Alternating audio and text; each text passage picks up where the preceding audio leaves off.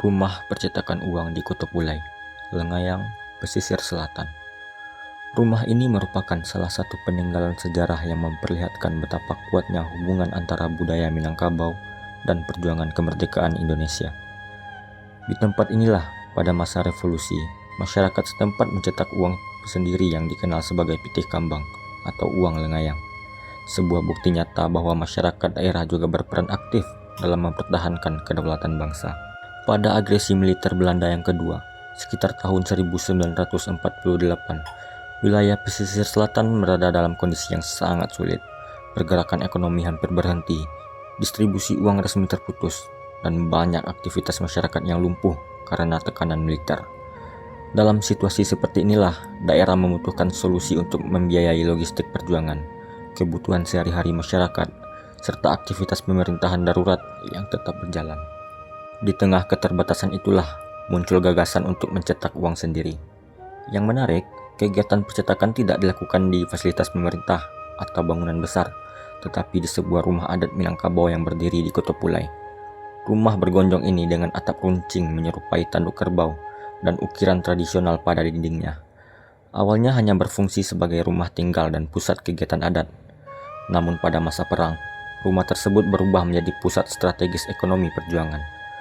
Keputusan ini tidak hanya bersifat praktis karena lokasinya yang aman dan tersembunyi, tetapi juga simbolis. Rumah ini menunjukkan bagaimana budaya lokal menjadi bagian dari kekuatan mempertahankan kemerdekaan.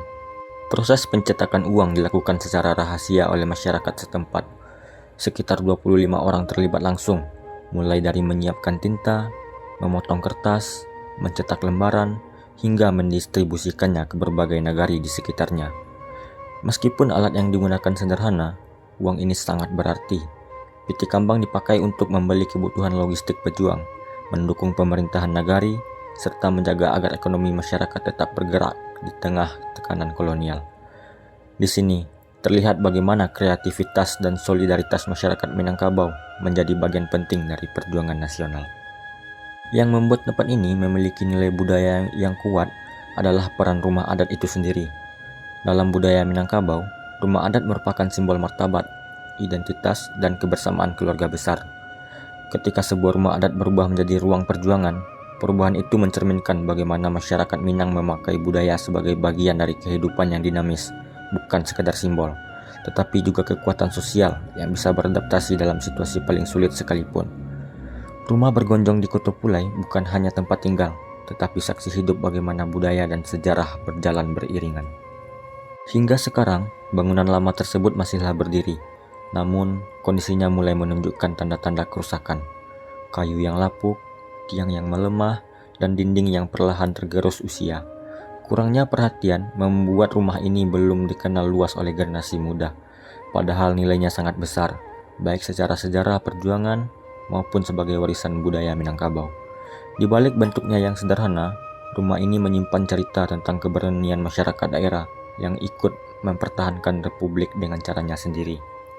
Jika dilihat dari sisi budaya, keberadaan rumah percetakan uang di Kutub Ulai menjadi pengingat bahwa budaya bukan hanya tentang pakaian adat, tarian, atau rumah gadang yang megah. Budaya adalah cara hidup, cara bertahan, dan cara masyarakat menghadapi perubahan. Pitih kambang adalah bukti bahwa ketika negara berada dalam keadaan genting, masyarakat lokal mampu menggerakkan sumber daya budaya mereka untuk mendukung perjuangan bangsa.